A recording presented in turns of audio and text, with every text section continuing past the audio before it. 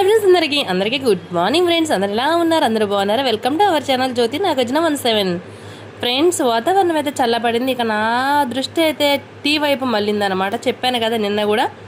ఇంకా పొద్దున్న ఇంకా నేనైతే టీ అయితే పెట్టుకుంటున్నాను అనమాట. వాతావరణం చల్లగా ఉందంటే ఇంకా టీయే గుర్తొస్తుంది. ఈ ఎండాకాలం అన్నాలు తాగలేదు, ఇంకా చల్లబడుతుందంటే ఇంకా టీ గుర్తొస్తుంది.